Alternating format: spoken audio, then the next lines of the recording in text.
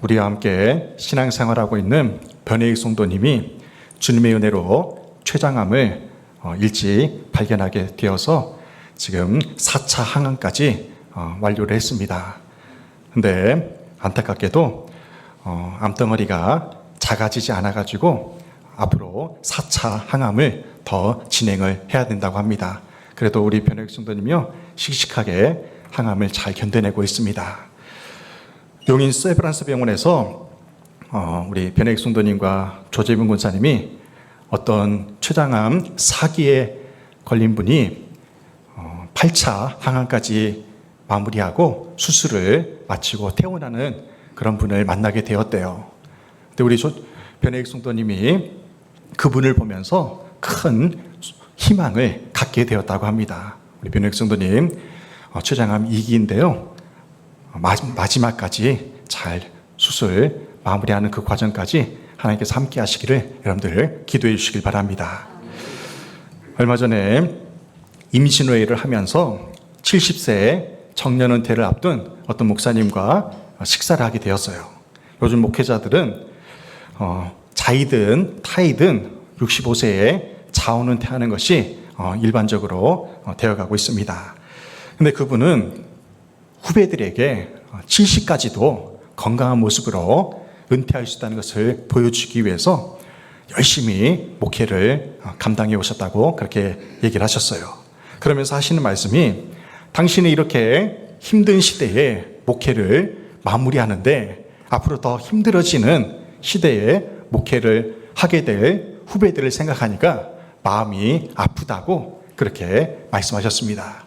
그 얘기를 듣다 보니까 제가 이런 질문을 하게 되었어요. 이렇게 제가 질문했습니다. 목사님, 혹시 목사님이 젊었을 때 선배 목사님이 똑같은 말씀 하시지 않으셨냐고 그렇게 질문했어요. 그러더니 그분이 생각하시더니 그렇다고 나 때에도 내 선배가 젊은 나를 보면서 참 많이 불쌍해했다고 그렇게 말씀하시는 거예요. 시대가 변할수록 과학문명의 발달로 우리의 생활이 편리해졌습니다. 하지만 미래에 대한 불안감에 우리의 한숨은 더욱더 깊어져 가고 있다는 것입니다. 젊은 부부들이요 아이를 낳지 않아요. 젊은 청년들은 결혼할 생각을 하지 않고 있습니다.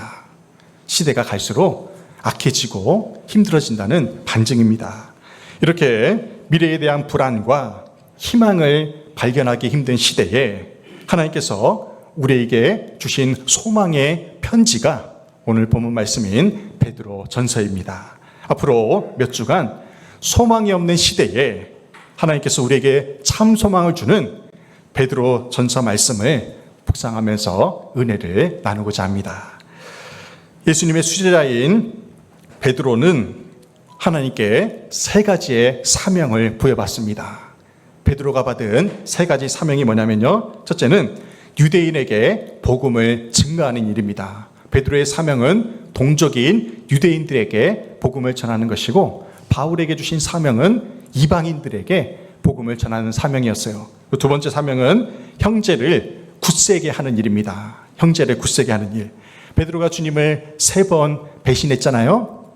베드로는 배신자예요. 하지만 부활하신 주님이 베드로를 다시 찾아가셔서 그를 만나 주심으로 다시 사도직, 제자도의 그 권위를 다시 회복하게 되었습니다.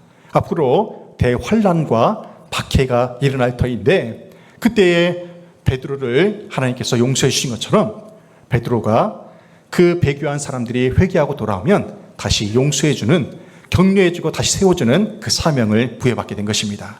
그리고 세 번째 사명은 양무리를 먹이는 일이에요. 내 양을 치라, 내 양을 먹이라. 이 사명에 따라 베드로는 목회적 사명을 감당하게 됩니다. 베드로가 베드로전서를 기록한 장소가 로마입니다. 그 로마에서 베드로는 끝내 순교하게 되죠. 근데 이 베드로전서를 기록하게 된 시기가 중요해요.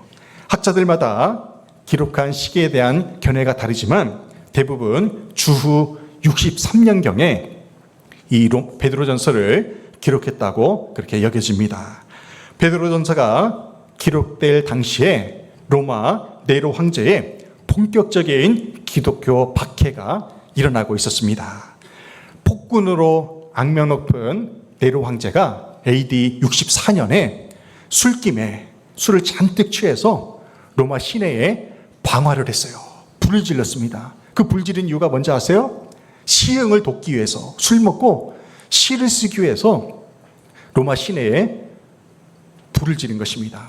잠에서 깨어난 네로 황제가 그 다음날 보니까요, 로마 시내가 불바다가 되어 있는 거예요. 깜짝 놀란 네로가 이 방화의 책임을 그리스도인들에게 전가를 시킨 것입니다. 평소에 눈에 가시처럼 여겼던 그리스도인들에게 그 방화의 책임을 돌리면서 그때부터 본격적인 그리스도인들에 대한 큰 박해가 일어나기 시작한 것이죠. 로마의 박해로 말미암아 약 300년 동안을 그렇게 그리스도인들이 박해를 받게 된 것입니다. 사자밥이 되고 화형에 처해지고 칼에 창에 찔려 죽고 카타콤 묘지 같은 그러한 지하 무덤에서 생활을 해야 했던 것입니다. 사진을 보시면요, 여기가 우리가 잘 아는 로마 콜로세움입니다. 콜로세움은 거대하다는 뜻이에요. 거대하다. 콜로세움 원형 경기장이거든요. 이곳이 관광 명소로 오늘날 많은 사람들이 찾습니다. 그런데요, 이 콜로세움에서 무엇을 했냐면 이 콜로세움의 원형 경기장에 최대 8만 명까지 입장할 수 있습니다. 8만 명. 우리나라에서 제일 큰 경기장이 상암 월드컵 경기장이에요. 6만 명을 수용할 수 있는데 거기에 2만 명이 더 들어갈 수 있는 엄청나게 큰 규모의 경기장이에요. 이 원형 경기장에서 포로로 끌려온 검투사들이요, 사자와 호랑이와 대결을 해요. 그리고 포로들끼리 칼로 서로를 죽이는 그러한 일을 자행했던 것입니다. 로마 시민들을 생각해 보십시오. 그 피를 보면서 그들은 즐거워하며 쾌락을 느꼈던 거예요. 얼마나 잔인한 민족입니까? 근데 이곳이 네로의 박해로 인해서 어떻게 변화되냐면요, 그 다음 사진 보세요. 박해 시대에는 그리스도인들을 처형하는 장소가 되었다는 거예요. 8만 관중이 다 들어차 있는 이 상황에서요, 사자를 풀어놓고 굶주린 호랑이를 풀어놓으면서 그리스도인들이 사자의 밥이 되게 하는 이러한 끔찍한 일이 자행돼요. 그리고 십자가에 그리스도인들을 묶어놓고요, 화형에 처합니다. 불에 태워 죽여요. 칼로 찔러 죽이고 창에 찔러 죽게 하는 이 끔찍한 만행이 무려 300년 동안이나 계속이 된 것입니다. 다음 사진 보면 이 박해를 피해서요, 로마의 카타콤이라고 하는 지하 무덤이 있어요. 이 무덤 속으로 그리스도인들이 숨어 들어간 거예요. 로마 시민들 사이에서는요, 죽은 자에 대한 경외심이 있었기 때문에 함부로 묘지를 건드리지 않았어요. 들어가지도 않고. 그리고 저 지하 카타콤에는 서민들이 안장되는 곳이었습니다. 가난한 사람들, 이름 없는 사람들, 그런 사람들이 안장되는 곳이 지하 카타콤이었기 때문에 웬만한 사람들은 저곳을 들어가지 않아요. 그래서 로마의 칼을 피해서 그리스도인들이 지하 카타콤 묘지로 들어가서 시체들과 함께 그렇게 숨죽여 살아있다는 것입니다. 베드로가 네로 황제의 박해를 피해서 어느 날 로마의 남서쪽으로 도망을 갔어요. 로마에 있다가는 죽을 것 같아가지고 도망을 갑니다. 그때 예수님께서 베드로를 찾아와 만나주세요. 신적인 권위로 주님이 찾아와 만나주셨을 때 유명한 베드로가 질문을 해요. 베드로가 어떤 질문을 하냐면요, 코바디스 도미네, 코바디스 도미네. 들어보셨죠? 주여 어디로 가시나이까? 이 질문을 합니다. 그때 주님이 뭐라고 대답하냐면요, 나는 너가 버리고 도망가는 로마 시민들을 위해서 로마로 간다. 그렇게 주님이 말씀하신 거예요. 그때 베드로가 정신을 번쩍 차리고요, 다시 로마로 들어가서 그곳에서 순교를 하게 됩니다. 네로 황제의 공식적인 기독교 박해는 점차 이제 지방으로까지 확산이 돼요. 기독교인들은 로마 군인들을 피해서 소아시아, 오늘날 튀르키예 지역까지 그렇게 도망가게 됩니다. 박해로 인한 고난이 계속되고 있었어요. 베드로 전서에는 이 고난이라는 단어가 15번이나 나옵니다. 그래서 이 베드로 전서를 가리켜서 고난의 서신이라고 불러요. 또한 반대로 희망, 소망이라는 단어도 14번이나 등장을 합니다. 그래서 이 베드로전서를 가리켜서 소망의 서신이라고 부르는 것입니다. 종합해 보면요, 베드로전서는 고난당하는 그리스도인들에게 소망을 주는 편지인 것입니다. 고난당하는 그리스도인들에게 소망을 주는 편지, 이것이 베드로전서입니다. 옛날 로마 속담에 희망이 있는 곳에 삶이 있다라는 말이 있어요. 희망이 있는 곳에 삶이 있다. 우리가 아직 삶을 계속해서 유지하고 있는 이유가 무엇입니까? 여러분이 이 세상을 살아가는 이유가 뭐예요? 그래도 소망이기 때문에, 희망이기 때문에 살아가는 것입니다. 단테의 신곡에 보면, 유명한 책에 보면 이런 내용이 나와요. 지옥의 입구에 이런 글귀가 새겨져 있다고 합니다. 지옥의 입구에 어떤 글귀가 써있냐면, 지옥에 들어오는 자는 일체의 희망을 버려라. 지옥에 들어오는 자는 일체의 희망을 버려라. 왜요? 지옥에서는요, 그 어떤 꿈도 꿀 수 없어요. 아무런 소망이 없는 곳이 바로 이 지옥인 것입니다. 하지만 우리 그리스도인들은 천국을 소망하면서 하루하루 성화의 삶을 살아가고 있기 때문에 우리에게는 하루하루가 희망의 연속이 되는 것입니다. 편지를 보낼 때에는 수신인과 발신인을 기록하게 되어 있습니다. 마찬가지로 오늘 베드로전서는 편지를 쓰는 사람과 받는 사람의 그 수신인과 발신인을 기록하면서 편지를 시작하고 있어요. 베드로전서 1장 1절은 이렇게 시작합니다. 예수 그리스도의 사도 베드로는 본도, 갈라디아, 갑바도기아, 아시아와 비두니아에 흩어진 나그네. 아멘. 여기서 발신인은, 편지를 보내는 사람은 베드로예요. 편지를 받는 사람은 본도, 갈라디아, 갑바도기아, 아시아와 비두니아에 흩어져 사는 나그네입니다.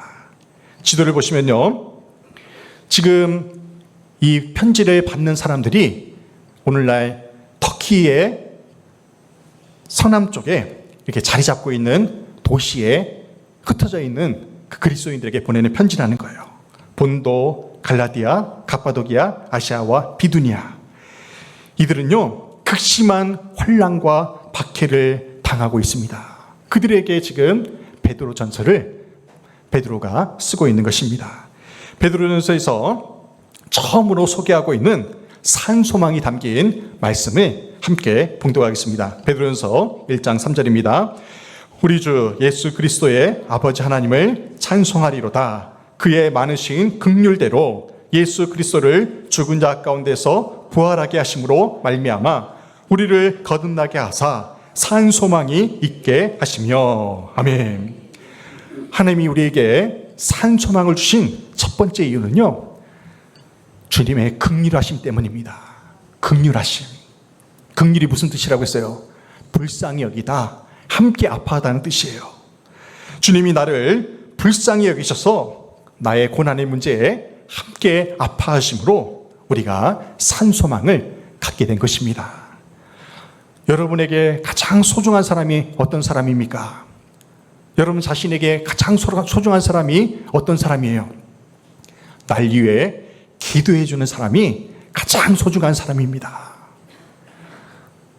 우리 자신과 우리 가족을 위한 기도는 누구든지 할 수 있어요. 그런데요, 나와 상관없는 사람을 위해서 기도한다는 것은 결코 쉬운 일이 아닙니다.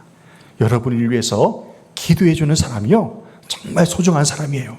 그리고 여러분을 위해서 함께 아파해 주고 함께 울어주는 사람이 여러분에게 참으로 소중한 사람입니다.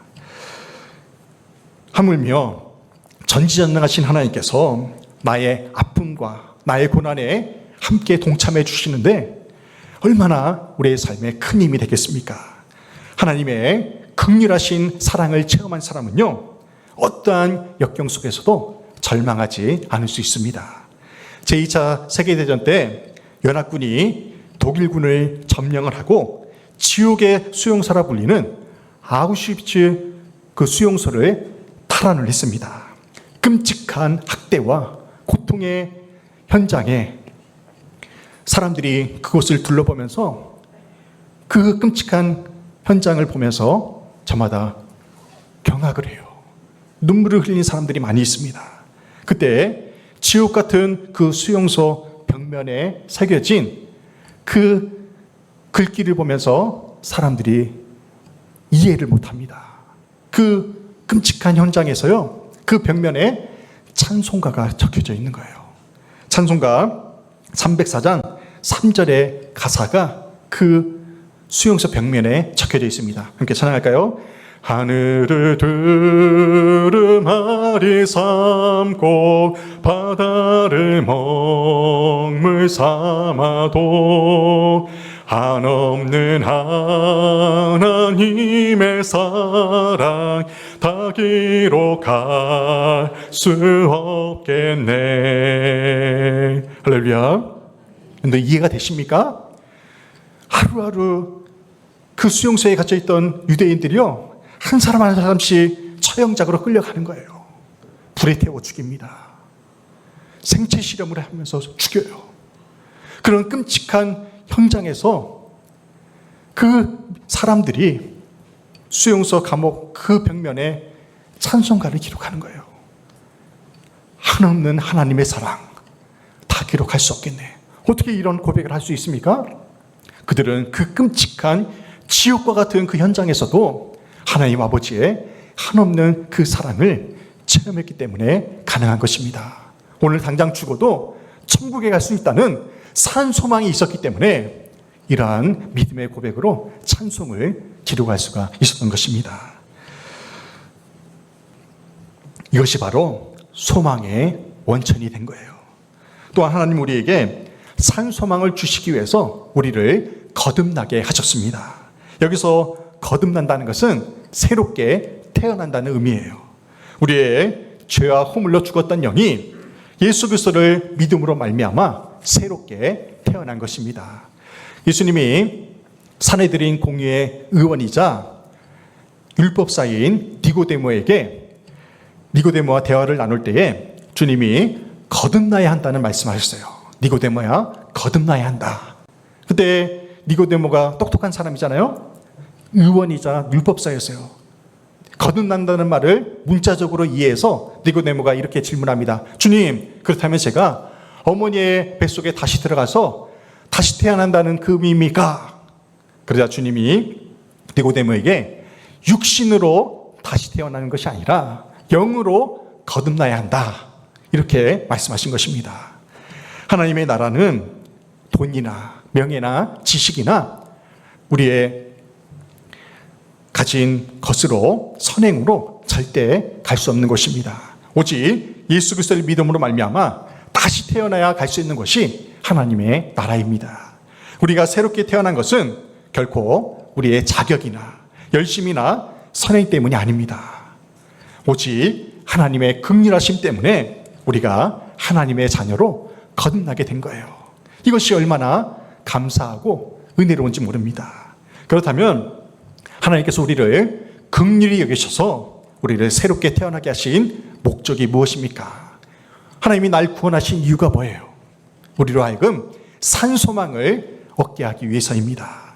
따라해 보겠습니다. 산소망을 주시기 위해서 우리를 거듭나게 하신 거예요.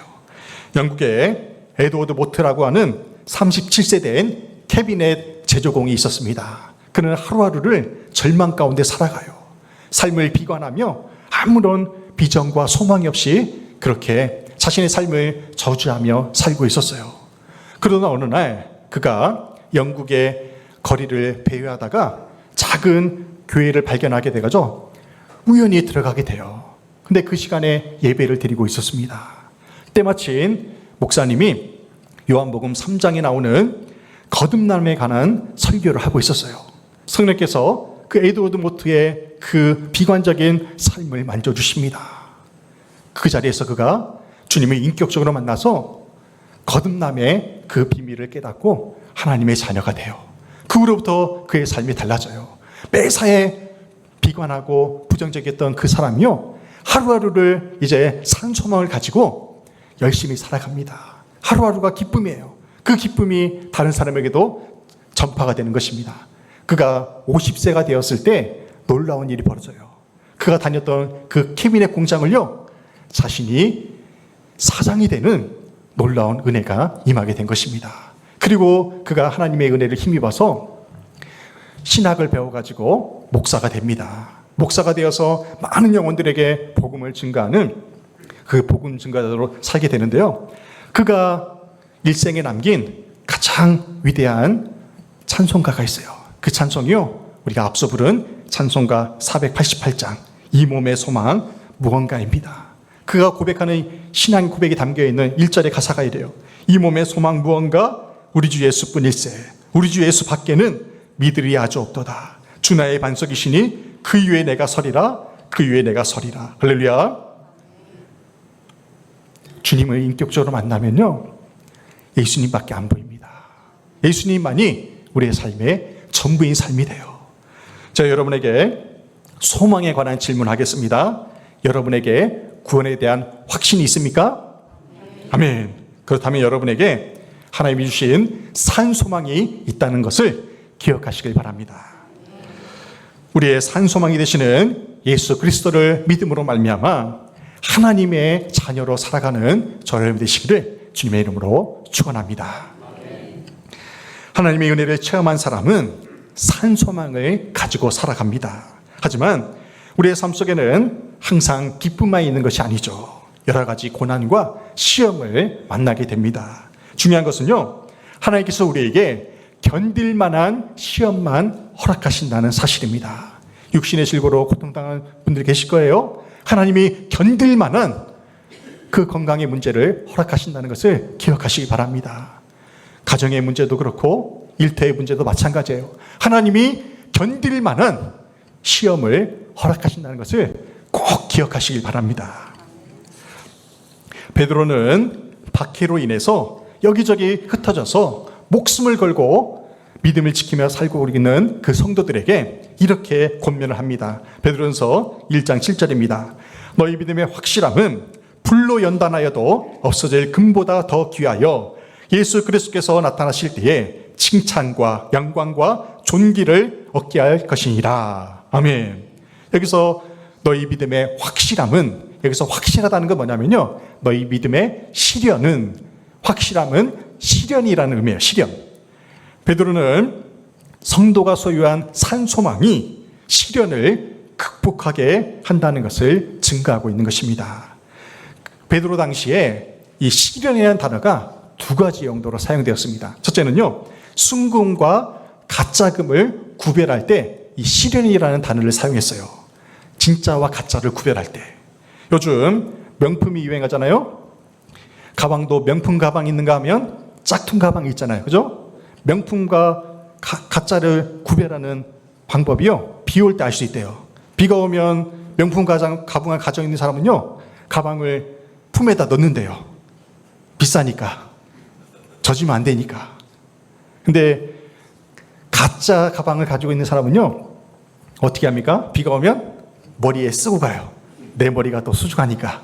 이게 진짜와 가짜를 구별하는 한 방법이에요. 하나님께서 우리에게 이러한 시련을 주시는 이유 가운데 하나는 뭐냐면요, 내 믿음이 진짜인지 가짜인지를 확인하기 위해서 때로는 시련을 허용하신다는 것입니다. 두 번째는요, 이 시련이라는 단어가 의사고시를 일컬을 때 사용됐다고 해요. 의사고시. 여러분들, 의대 시험을 치르는 것이 얼마나 괴로운 일입니까? 얼마나 힘들어요? 그렇게 힘든 시험을 치를 때에 시련이라는 단어를 사용했다는 거예요. 그리스도인들에게 시험이 오는 이유는요, 진짜 성도와 가짜 성도를 구별하기 위해서 그래요. 시험이 올 때에 진짜 그리스도인들은요, 더더욱 하나님만을 붙들고 의지합니다. 하지만 가짜 그리스도인들은요, 시련이 오면 교회에 나오지도 않아요. 오히려 교회 다니는 사람들을 비방하게 된다는 것입니다. 베드로전서 1장 6절에서 이렇게 말씀해요. 여러 가지 시험으로 말미암아 잠깐 근심하게 되지 않을 수 없으나 오히려 크게 기뻐하는도다. 아멘. 여기서 여러 가지는 여러 가지 색깔이라는 의미예요. 색깔이 다양하듯이 우리에게 다가오는 시험도 다양하다는 것입니다. 베드로가 쓴 편지를 받은 본도, 갈라디아, 갑바도기아, 아시아와 비두냐에 흩어져 사는 성도들은요, 로마 제국의 박해를 피해서 지상에서 살 수가 없었어요. 그래서 지하에 굴을 파고 살 수밖에 없었다는 것입니다. 지금부터 베드로전서의 수신 지역 가운데 하나인 갑바도키아를 살펴보면서 은혜를 나누고자 합니다. 이 갑바도키아가요, 약 300만 년 전에 대규모 화산 폭발이 일어났대요. 그러면서 지진 활동으로 인해서 잿빛 응해암이 이 지역을 덮게 됐어요. 그 후에 오랜 풍화 자국을 통해서 이 지역이 굳어지게 된 것입니다. 화산재가 굳어지면서 바위가 되고 암석이 된 거예요. 그래서 이 지역에 사는 사람들이 저곳에 구멍을 파고 집을 만들어서 살기 시작한 것입니다. 이곳이 스타워즈 아시죠? 영화 스타워즈의 촬영 장소이자 스머프 아시죠? 스머프 만화의 배경이 되는 마을입니다. 특이한 암석으로 되어 있는 이곳. 그래서 전 세계 많은 사람들이 이곳을 관광 목적으로 찾아가요. 그런데 이곳 지하에 놀라운 그리스도인들의 흔적이 남아있다는 것입니다. 다음 사진 보면요, 이곳이 바로 어디냐면 대림구유라는 곳인데요, 대림구유가 깊은 우물이란 뜻이에요. 이곳 지하가 깊은 우물처럼 깊다고 해서 대림구유라고 터키 사람들이 이름을 지은 거예요. 이 지하 도시가 어떻게 발견이 되냐면요, 1963년도에 닭 주인이 닭 한 마리를 쫓다가 우연히 닭이 숨어 들어간 굴을 발견해요. 그래서 그 닭을 잡으려고 굴을 쫓아 들어가다가 엄청나게 거대한 도시 같은 곳을 발견하게 된 것입니다. 이 암석 바위가 있는 바로 지하가 하나의 도시가 된 거예요. 다음 사진 보십시오. 저 지상에 있던 그림 밑이 이렇게 최대 지하 20층까지 형성된 지하 도시로 형성이 된 것입니다. 이 지하 도시가요, 300년 동안의 기독교 대박해가 있을 때 그리스도인들이 이곳에 지하에 굴을 한 층 한 층 파면서 그렇게 지냈던 곳이에요. 그리스도인들이 지하 1층까지 파내려가는 동안 얼마나 힘들었겠어요. 이 한 층을 파면 이제 해방될 거라 생각했을 거예요. 이제 핍박이 중단될 거라 생각했을 거예요. 근데 2층을 파도 핍박이 멈추지 않아요. 더 많은 사람들이 몰려옵니다. 또 3층을 파고 4층을 파고 그렇게 지하 20층까지 굴을 파가지고요, 하나의 도시를 형성하게 된 거예요. 이 지하 도시가요, 지하 20층 되는 이 지하 도시가 이 갑바도키아 지역에 30개 이상이 돼요. 30개 이상. 얼마나 거대한 도시라는 것을 알 수가 있습니다. 아이러니하게도요, 갑바도키아 지상에 사는 지역 주민이 2천여 명이래요. 2천여 명. 근데 지하 도시에 사는 사람들이요, 3만 명 이상 된다고 합니다. 엄청나게 많은 그리스도인들이 박해를 피해서 이곳으로 도망온 것을 알 수 있어요. 다음 사진 보면 이 지하 도시에 있는 돌문입니다. 이 돌문이 곳곳에 있어요. 층층마다 있습니다. 이 돌문이 왜 있겠습니까? 로마 군인들이 혹시라도 쳐들어오면 이 돌문을 굴려서 입구를 막아버리는 거예요. 이 입구는요, 안에서만 열 수 있게 한 거예요. 그래서 이 돌문들이 층층마다 있는 거예요. 그 다음 보면 왼쪽에 있는 게 맷돌이고요, 오른쪽에 있는 것이 바위에다가 구멍을 뚫어놨잖아요.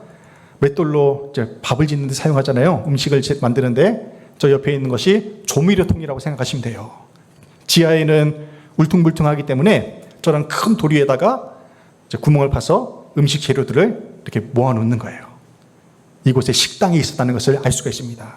지하 도시에 들어가 보면 불을 피운 흔적이 있어요. 그 다음에 중요한 게 이게 환기구멍입니다. 환기구멍. 이 환기구멍이 하나의 지하 도시에 약 80여 개가 있어요. 80여 개. 이 환기구를 통해서 지상에서 바람이 들어오고요, 지상에서 음식물을 내려보내고 그리고 배설물을 위로 올려보내는 그러한 일들을 했다는 것입니다. 이러한 환기구가 80여 개가 있는 거예요. 그 다음에 여러분들 생각해 보십시오. 이곳에 우물이 있어요. 식량 저장고도 있고 학교도 발견되고요. 교회도 있고 세례장도 있고 묘지도 있고 처형장과 심지어 감옥까지 이 지하 도시에 다 있었던 것입니다. 현재는 지하 8층까지만 개방이 되어 있는데요. 초대교회 성도들이 로마 군인들의 칼을 피해서 이 지하 도시에 숨어 살면서 끝까지 믿음을 지킨 이유가 무엇이겠습니까? 나는 예수 믿지 않는다고 말하면요, 핍박을 받지 않아요. 저렇게까지 숨어 지낼 필요가 없었어요. 누가 지하 무덤에서 시체들과 함께 살고 싶겠습니까? 그럼에도 불구하고 그리스도인들이 고난을 감수하면서 그렇게 끝까지 믿음을 지킨 이유가 무엇입니까? 그들에게 산소망이 있었기 때문에 그래요. 나는 지금 당장 죽어도 천국에 갈 수 있다는 그 소망이 있기 때문에 이 고난을 견딜 수가 있었던 것입니다. 우리가 하나님을 믿어도요, 잘 될 때가 있고 잘 안 될 때가 있어요. 그런데요, 하나님을 믿지 않는 사람들도 잘 될 때가 있고 잘 안 될 때가 있어요. 우리가 기도를 열심히 하는데도 우리가 건강할 때가 있고요, 건강치 못할 때가 있어요. 하나님을 믿지 않는 사람들도요, 건강할 때가 있고 건강치 못할 때가 있어요. 이렇게 보면 믿는 자나 믿지 않는 자나 똑같잖아요. 믿는 자나 믿지 않는 자나 똑같이 희로애락을 느끼며 살아갑니다. 그런데 중요한 것은요, 하나님의 관심사예요. 하나님의 관심이 어디 있느냐예요. 하나님의 최대 관심사는요, 우리가 잘 사느냐 못 사느냐가 아니에요. 우리가 건강하냐 건강치 못하느냐가 아니에요. 우리가 성공했느냐 실패했느냐가 아닙니다. 하나님의 최대 관심사는 우리가 하나님의 자녀로 살고 있느냐 하는 것입니다. 하나님이 원하시는 것은 우리가 하나님의 자녀로 살아가는 것, 그것뿐입니다. 얼마나 간단합니까? 예수님은 우리를 하나님의 자녀로 삼으시기 위해서 십자가에서 죽기까지 우리를 사랑하셨습니다. 그 사랑만 깨달으면 돼요. 만유에 죽으신 그 예수님을 붙들고 살기만 하면요, 우리의 건강은 문제가 되지 않아요. 우리의 물질은 문제가 되지 않아요. 가정의 문제는 더 이상 문제가 되지 않는다는 것입니다. 오늘 여러분의 마음에 근심과 걱정이 있습니까? 잠 못 이루며 아파하며 근심하는 일들이 있습니까?